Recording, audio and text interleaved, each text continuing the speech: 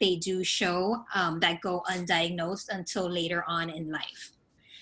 Significantly, it does impact social skills, which is, we'll get more into detail about that, which is more, peer interaction, communication, which is receptive and expressive communication, and behavior across the lifespan of the individual. So social interactions and communication interactions. So you will notice these individuals either have limited or lack eye contact. Some of them will not look at you directly in the eyes, where others will just gaze at you very quickly and then look away. Often delayed in developing gestures. Early on, for example, gestures being pointing to something that they want, whether it's something in the refrigerator or just, leading parents to a desired object. So that can start delaying in that gesture process, along with using hand as a tool. This meaning, for example, if they want to open a jar or something and they'll grab their parent's hand, put their hand over the jar in order for parents to open that for them. Little sharing of pleasures, interests, and achievements with others. Difficulty with back and forth conversations.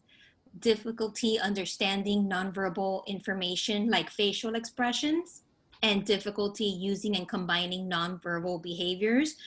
For example, we were talking about with the eye contact, facial expressions, and gestures in order to communicate their wants and needs. Yeah, so a big indicator for children that are very, very young is one of the first things that they start to develop is joint attention. And what does that mean? It means that they see something that they like and they grab they tap their parents or a familiar adult or a caregiver, and they point to whatever it is so that the adult that they're with can see it too. So when that isn't there, we don't start to see that in early development. That's one of the indicators that there could be a potential for a developmental delay or for autism. Exactly. And a lot of times parents will be like, oh, my child was talking and they had this many words in their vocabulary, and all of a sudden they just stopped speaking. So I don't know what's happening. That also could be an indicator that the child should be evaluated to see, if there's anything more in depth with their development at that time. Right.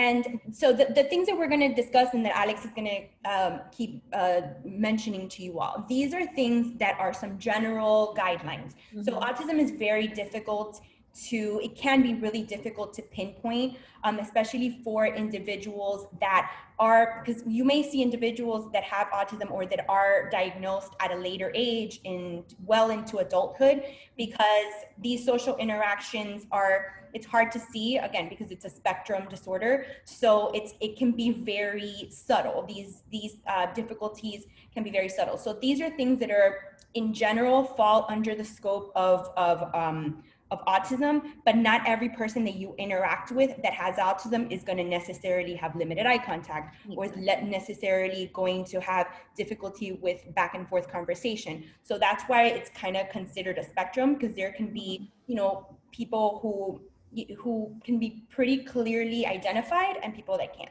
Exactly. So peer relationships and play challenges.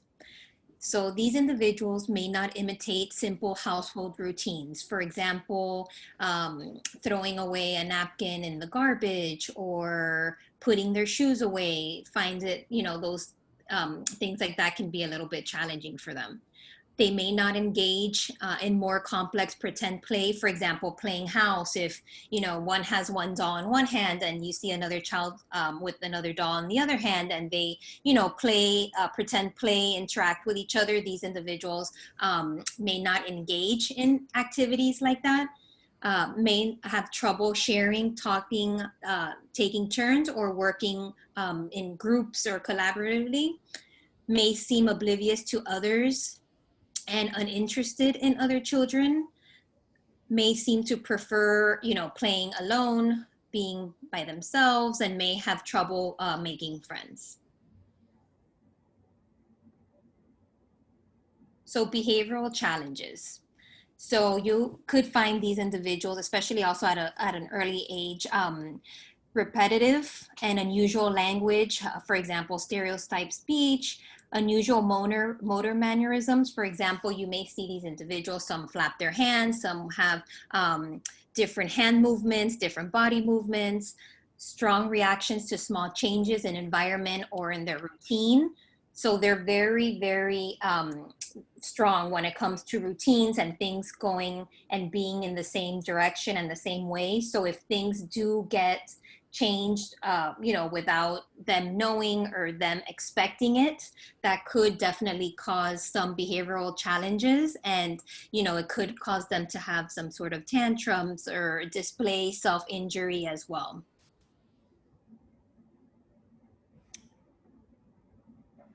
So sensory processing, I'm going to talk a little bit about this, and then Christy's going to go a little bit more into detail when it comes to sensory processing.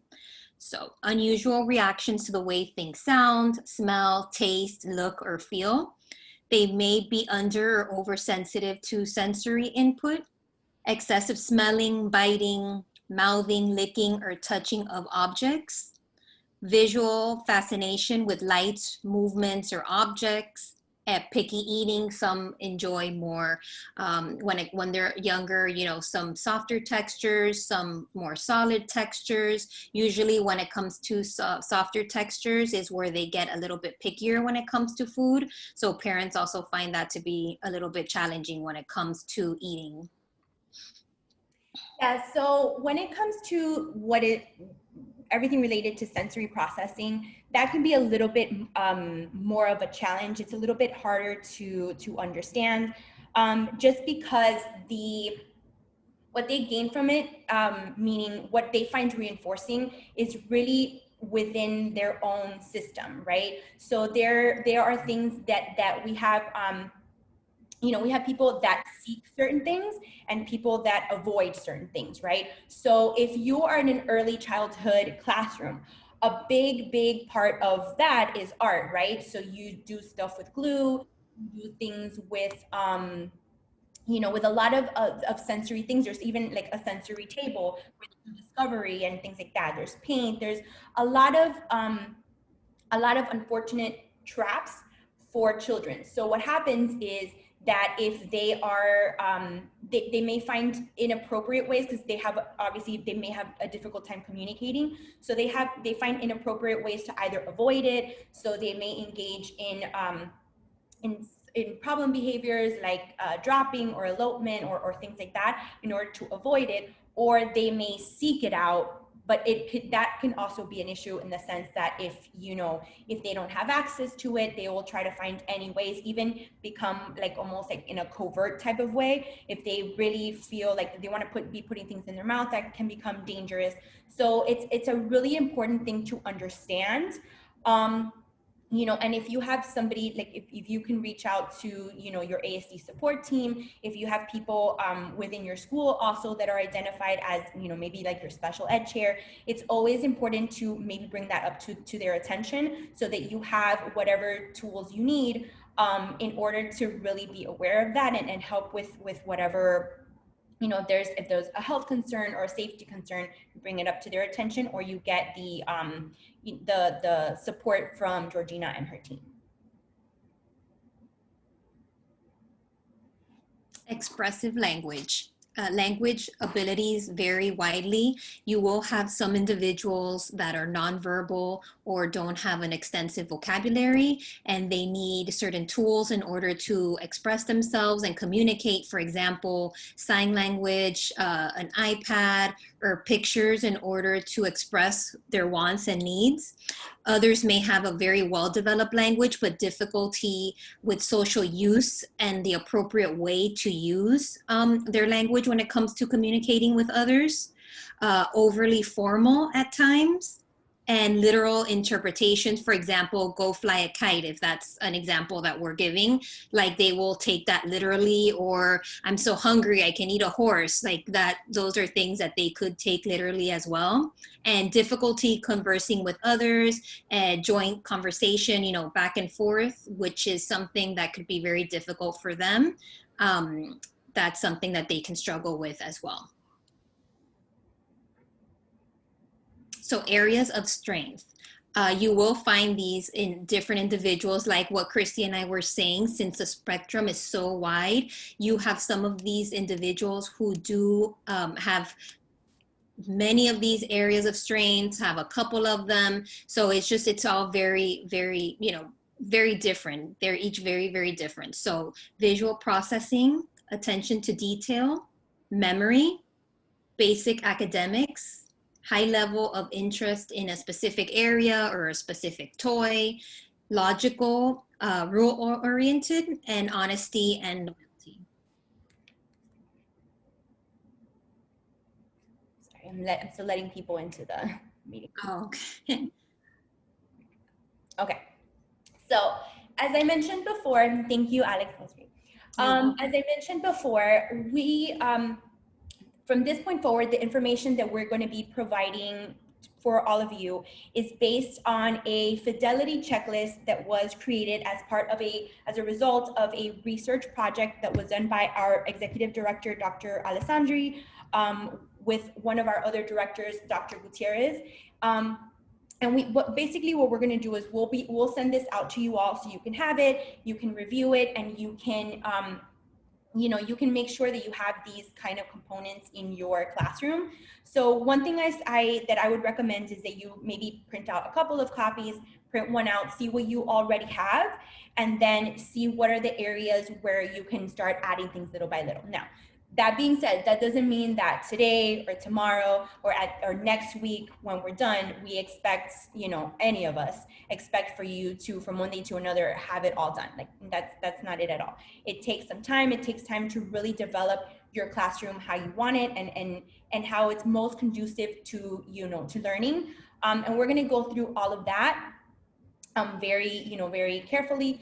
But it's really just so that you guys, you don't see it maybe now, but I can tell you that there was life for me. There was working before, this sort of setup, before I worked really closely with, when I was a teacher, with Georgina's team. And after that, and it's totally different. Your environmental setup and then all the other things we're going to talk about, they are so helpful. Your students will learn and develop and do, amazing. And besides, and it'll make your job, I'm telling you, so much easier. So let's get to it. So like I said, I was a teacher for a long time. And I remember being in my undergrad and learning wonderful things from my undergraduate professors. But then I was tossed into an ASD classroom in a private school. And I really, and I tried to set it up really similarly to what I had been taught, right? So, just open spaces and desks all like in a row.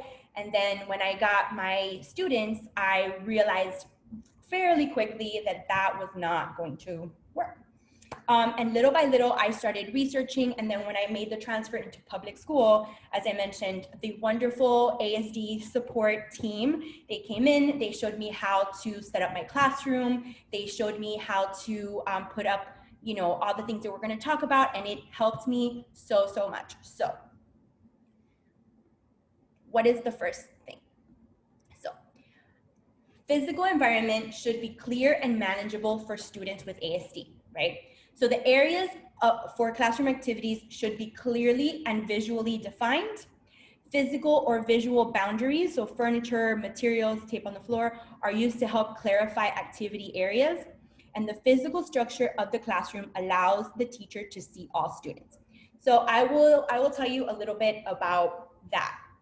What I used to do when I was in the classroom is I would always set up my desk, right? Because we may have students that at the beginning, we're still teaching them to, that they need to stay in the classroom. Elopement may be something that we are worried about. So I would always place my desk right next to the door. And from there, I would set up everything else. And of course, I know, and we all know that we have little to no time ever to sit at the desk. But let's say once in a blue moon when that happens, that we sit down and we need to write a note to a parent or we need to do something really quick, we still want to make sure that we have the time the time. We still want to make sure that we can see all of our students and that we're still managing, you know, those things that could be potential, you know, pitfalls. So if we do have students that where elopement is a concern, we want to, like, I would always place my desk, you know, next to the door and always visible where I could see all of my students. And then, so this is an example of that, right? So here you can see in the bottom right, these areas are clearly defined. The centers are marked, and there's minimal things there so that the students are not distracted, and the materials that they have in each of these centers are limited to what they're going to need to be able to complete whatever task it is that you're giving them, right? Back here, you see in the top left, you have like color-coded chairs for the students, these little chairs for the younger students, these computers in one specific area, really everything just labeled, clear, and there's boundaries for everywhere where the students are. And in the bottom right one, you can also see a tape on the floor, and that's just a visual cue to remind the students that that's the area that they need to stay in.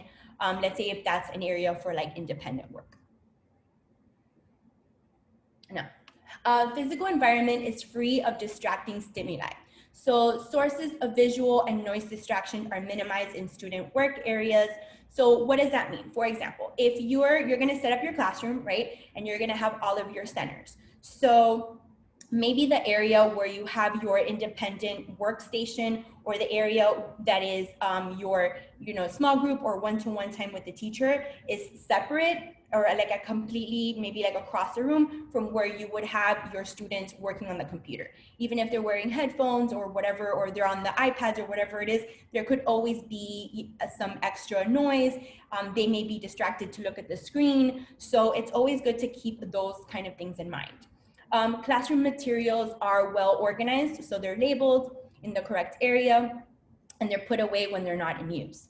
So what I always found this to be also really, really helpful for, obviously we want to keep everything, you know, organized and nice and stuff like that, but for me, it would also serve two purposes. It was a cue for me or my paraprofessional, because we're always on the run, right? We gotta keep it going all the time. So what it would do for me is I didn't really have to think about it. My paraprofessionals didn't have to think about it. When we needed to put stuff away, it was really, really quick, and we were able to move on to what we needed to do because there was a place for everything, and it was a visual cue for us. The other thing is, for the students that you have that, or for all your students, any student can learn to be independent in some way, whether it's one-step directions, two-step directions. So what this does is that it gives them an extra cue without you having to give them maybe like a verbal cue or a gestural cue or anything like that. So you can say, so-and-so, can you put the pencils away? Put the clean up the pencils, or clean up the markers, or clean up the, you know, whatever it is. And they know exactly where to go and exactly where to put them. And I'm going to show you a picture of what that looks like. So it really helps to promote that independence within your students. And it helps, you know, it helps you to also stay organized, because I remember, you know, before that, at the end of the day, then you just had stuff everywhere, and it was, you know, we're exhausted from all day of teaching to then have to go and clean up so many things at the same time. Like it could be really overwhelming. So this makes it part of your, you know, it makes it part of your day. And at the end, you know, you may have in your classroom, you may have a student where that's one of their IEP goals. One of their independent goals is to follow a one-step direction, right? So, or two-step directions. So you can say, so-and-so, please grab the markers and the pencils and put them in the box. And then, like I said, I'll show you what that looks like. And then extraneous wall decor in the classroom is kept to a minimum. Wall decor should be related to monthly or weekly themes or reflect child's art. So again, something that I used to do that I would find really helpful is the first thing that I would put up, I would set up my centers or my areas in the classroom. I would label them all. And then I would find a space that was separate from that. And that's what I would put like highlights or student work or like that kind of thing. But, you know, because you do want to display and you do want to make them proud of the stuff that they've done. but you also want, again, to promote that independence, for them to understand what the areas are. You also want to make sure that nothing sort of clouds the visuals of the center, so that they know where, where they're going. And I'll show you what that looks like. Okay, so this is what I used to do, something like this, and these are pictures that I found online, but I wanted you guys to really get an idea for it. So for me personally, this bottom right is a lot of stuff out, but I wanted you guys to see. So what this teacher did is he or she took a picture of the actual items that were inside the box and also labeled them. And then put the things within those boxes. And then that way the students can learn to, again, can learn to clean up, can learn to keep their things together. And it's just an extra little cue for them. And the same thing with this, all the materials are put away. So you have your crayons, your scissors, your pencils, your glue. Now, I also understand that you may have students where at some point it may not be appropriate to have stuff like staplers or scissors or whatever out. But there's always, if you need to work around that, maybe just keep out, whatever's safe in your classroom. Okay. So the classroom areas should be easy to identify and designed to address skills across the curriculum. So daily activities consistently occur in designated areas. Sorry, let me let them in. Okay. So classroom areas are easy to identify and designed to address skills across the curriculum, right? So daily activities consistently occur in the designated areas. So if you have an area for teacher-led activities, that should be your area always for teacher-led activities. Independent activities, that's your area for independent activities. Group, leisure, etc. Why? Because our students, for the most part, they learn by routine. Now, that doesn't mean that your teacher-led, the teacher-led activity always has to look the same. Or if they go to independent, for example, they always need to do a puzzle. No, you can mix it up and you can, you can work on their flexibility that way, but you still want to make sure that when they go to these areas, they understand the expectation of them, right? So if they're in independent, they understand that this is the time where I'm going to go and I'm going to either work on work baskets or I'm going to sit and do something on the computer or whatever it is, right? Same for group activities and leisure activities and stuff like that. So it should always remain consistent for that area. Areas are designed to match student age and developmental level. So there should be work areas in preschool settings. There should be some self-help stuff, snack play, etc. And then you can always, for the classes that are older, right, where you may not have like a play area, but you may have a small group area and then like a one-to-one area, and the work areas in preschool obviously look really different from, let's say, like an independent work basket system. So it should always be appropriate, as appropriate and to their developmental level as possible. And materials needed in each area are easily accessible to staff and students, again, when appropriate. And transition areas, so location of the schedule materials is incorporated into classroom space if needed. Okay, so I'm going to show you what that looks like in a little bit, but I also want to make sure. So when you guys are, putting up your individual schedules for your students, that also has to be a space where if you have 10 students, if you have 6 students, however many it is, they should be able to go and check their schedule and come out, and it should be an easy transition. If they're bumping into each other, then you may have to reconsider where you're placing that, and that can be a little bit tricky too, but it's always something for you to keep in mind. Let's see.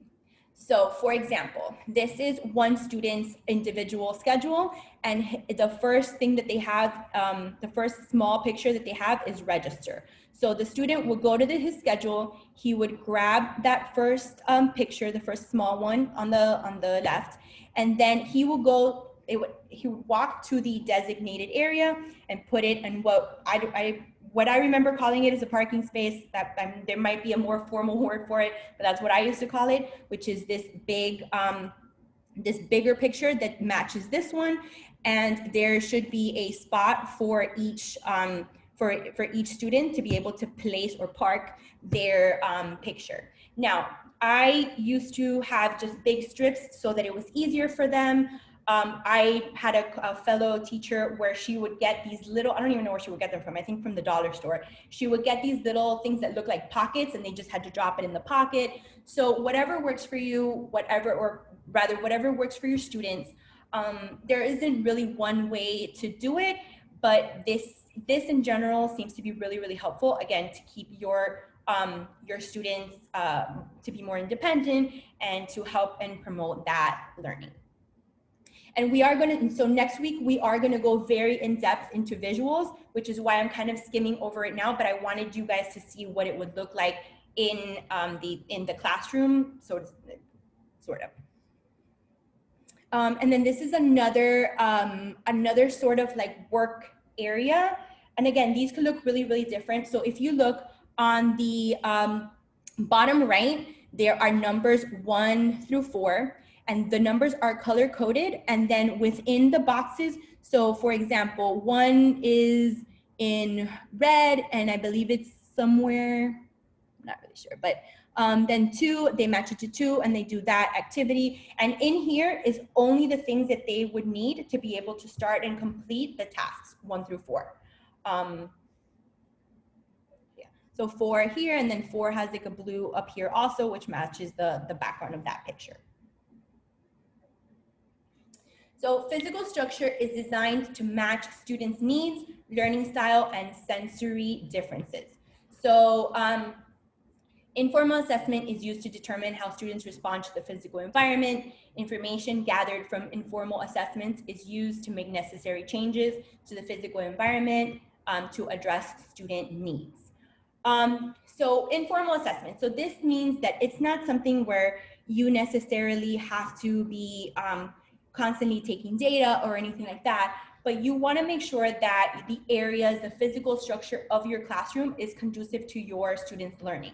So if you've already set up your classroom, which I'm sure obviously you all have, and you see that even with all of these things, there's something that, you know, maybe can be tweaked, you can do that. You can constantly be, you know, you can switch things around to make sure that your students are accessing what they need to access.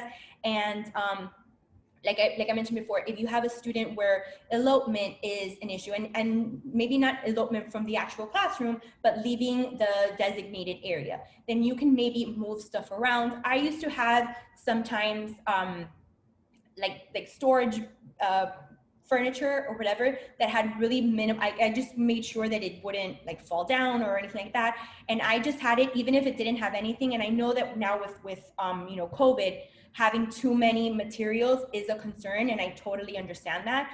But it's also important to, you know, make sure that we are creating a space that is conducive to our students' learning. So if you just get a furniture, something in your, something that you have in your school, and you put it, and it's something that's not going to easily fall down, even if it's empty, but it just helps you to sort of create these areas that we're talking about. And again, you maintain, you keep things to a minimum, you keep your materials to the stuff that you absolutely need. And then, you know, it also helps with all the concerns related to COVID. I also know, and I didn't go too far into it today in this presentation, but I do know that there are some quiet areas or some calming areas for students. Again, think about what is appropriate, or what is appropriate for your students, for your, so you may have a space that is just, you know, a chair and some simple manipulative toys, but always consider, are these things that are going to help if one of my students is having a hard time, or is it something that could potentially also, you know, be of danger, right? So is it something that they could put in their mouth? Is it something that, you know, that it's going to be appropriate at that time? And then also these individual planners, these schedules, they can be really altered in any way. And this is what we also mean by informal assessment. So if you have a student, the one in the middle is the most, I think, used right, sort of schedule, which is this where you put the name on top or the picture or whatever it is, and then they have a bunch of pictures that relate to the activities of the day, where they take it, like I mentioned before, they take it to their assigned area and they work there, right? But when you're doing your informal assessment of your environment, what you need to think about is, if my student grabs this, takes this picture up here and either tosses it on the floor or is even with constant redirection, with constant what's it called, cues, or however you want to call it, even if they're still not understanding, then we can take a step back, right? So then there's a way where you can create really simple object schedules. So it would be very, very similar to this, but it would be made of actual objects. So for example, a little box with some art, some simple pom-poms, some art stuff, a pencil for writing area, little dice inside of like a plastic box, like things that you can find at the dollar store. And you create it and it's something more tangible and it makes more sense to them. Because like anything, some pictures have to be taught. So maybe you have some students that come to you and they can understand the pictures and they're fine with that. But maybe for some of our students who are a little bit more who have a little bit more difficulty with communication, with interpretation of things, maybe they still need to get to a point where they understand visually what they're seeing and they need something more tactile. So you would create an object schedule.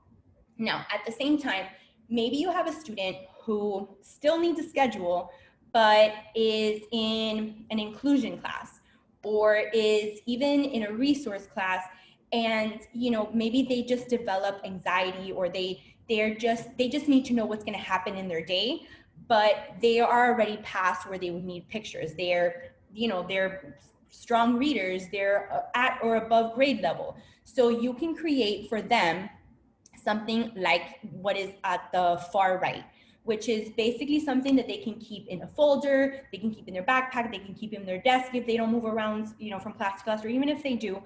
And it could be that they can just come in the morning and all that they need is to glance at their schedule for the day and they're good, right? So this doesn't necessarily just have to be an inclusion. You could have a child in self-contained that can do this, but these are different, kind of different sides of the, right? There's still schedules, there's still a way to help your students stay sort of like on task and understanding what their day is going to look like.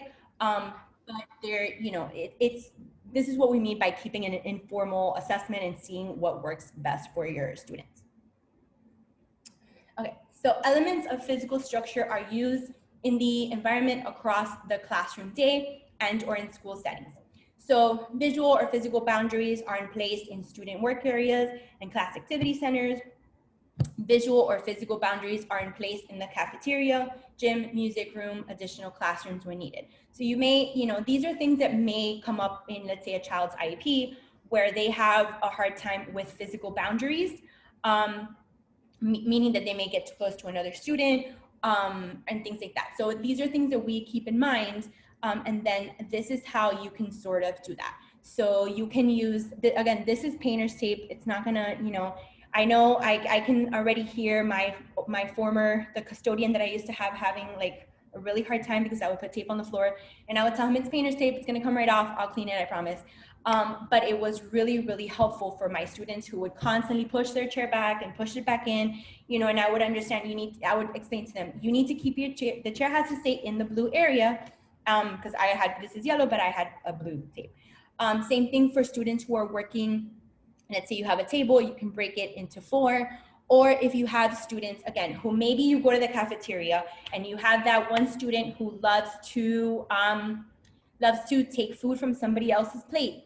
And it doesn't have to be something, so like this on the bottom left, it doesn't have to be something so high where they can't see anybody else or they can't work with anybody else, but you can get something like this to sort of help, or even just place something like an object in their own, maybe like their own lunchbox or something like that in between them and the other student, to try to like, for them to understand, like, this is your food, this is your plate, you need to keep your hands, you know, here. Okay, so now I'm gonna go into a little bit of some recommendations for virtual learning. And Georgina, and you can jump in anytime that you want, because I know you've also had some questions and some things that have come your way. So for any of you who are still doing virtual teaching and you want to give some recommendations, I mean, I've never done virtual teaching. These are honestly things that I have heard just from other people or that I did some research on myself. And I think are some good general guidelines for you to recommend to your families, right? So, okay. So I was actually having a conversation with one of my coworkers recently, and actually it was with Alexandra. And we were talking about how, you know, how when you're at home, because we're working from home, it's, you know, it's different, right? It's not like you're not in your same environment. And, you know, it's not that you're a different person, right? But like when you're at home, you just have a different level of comfort. You're used to different things. You're used to wearing different clothes. You're used to, you know, just being more relaxed. Now, for a person who doesn't understand, who doesn't fully grasp social differences or what's going on, or in the world with the pandemic and all of that, to them, they're just at home, right? So it's almost like we need to create for them an environment within their home where it to help them sort of shift that mindset, right?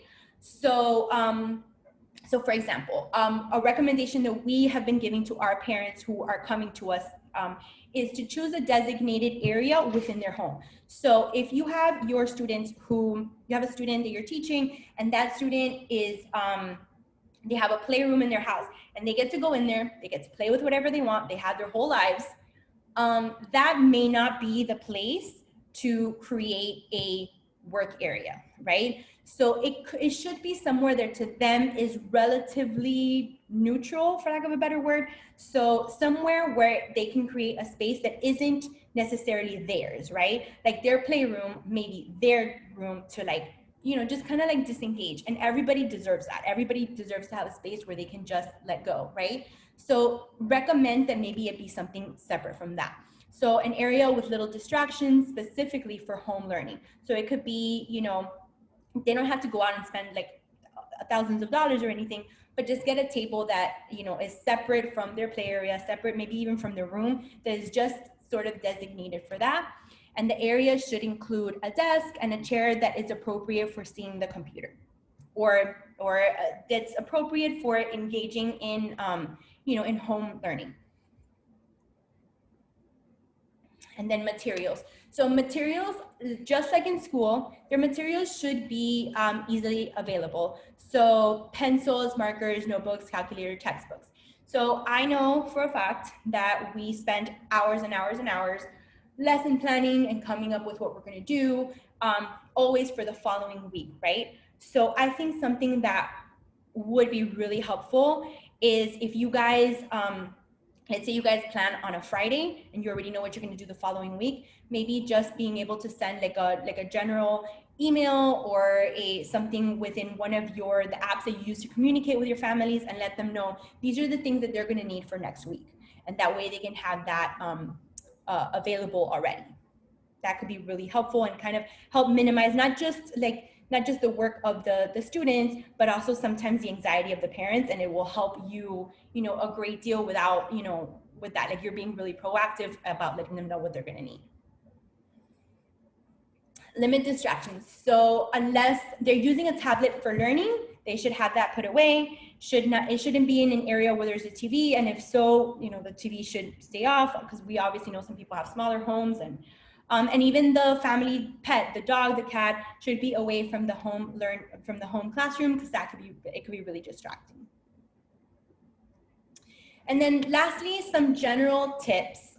So if your school because I know some schools are requiring, let's say, like a uniform polo, right? And again, for me, something that really helps me to get motivated is to have the clothes that are appropriate for what I'm going to do. So if I know that tomorrow morning I want to get up and I want to go for a run, I keep my clothes out, I get up in the morning and I get dressed. Same thing for this. Have them not necessarily have a uniform, but have clothes that are designed for Zoom. Have clothes that are designed for getting on Zoom, so that way it also is a way, like, it's another indicator of like, oh, I'm gonna get on the computer, I'm gonna go do work.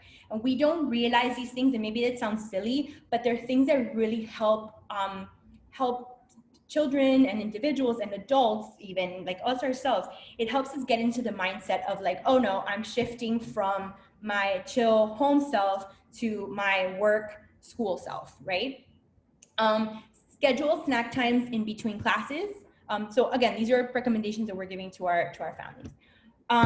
Learners do not sit all day in school. So in school, there are transition times, there are times that they go to lunch, there are times that they do physical education, there are times that they, even within the classroom, that they're going to the bathroom, that they're engaging in other things.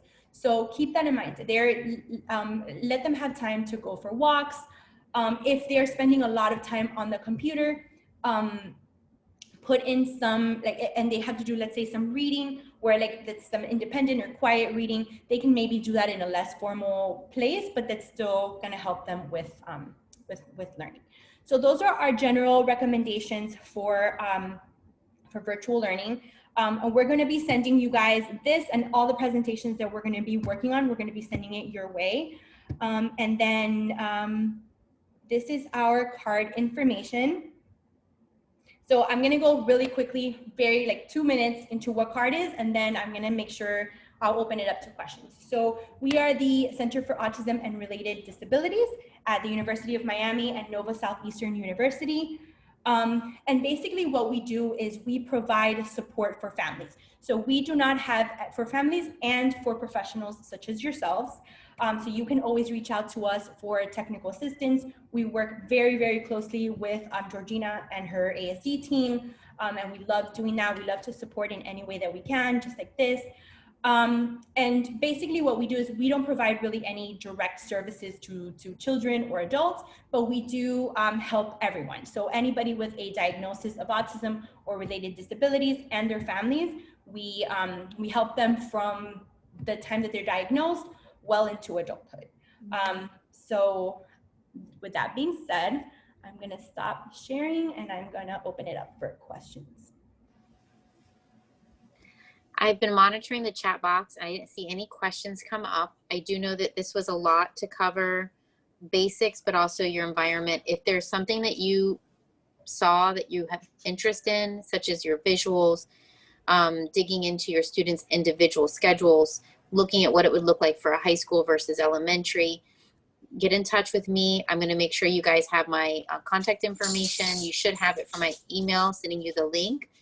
And we'll get your CSS out to support you and get you started on making those resources and tools to start your, to move around your classroom. Aside from that, I know that we want to go ahead. Christina, would you post in the chat box the link for the attendance? Yes, let me grab that for you.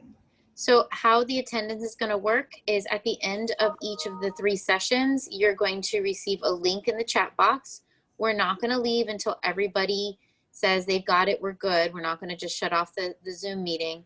You're going to click on that link. You're going to follow the directions to answer. It's just a quick, like, 5 questions. You're going to put your name in there. I've done this before a few times. It's going to ask for your work location number. Please just put your 4 digits. Don't put in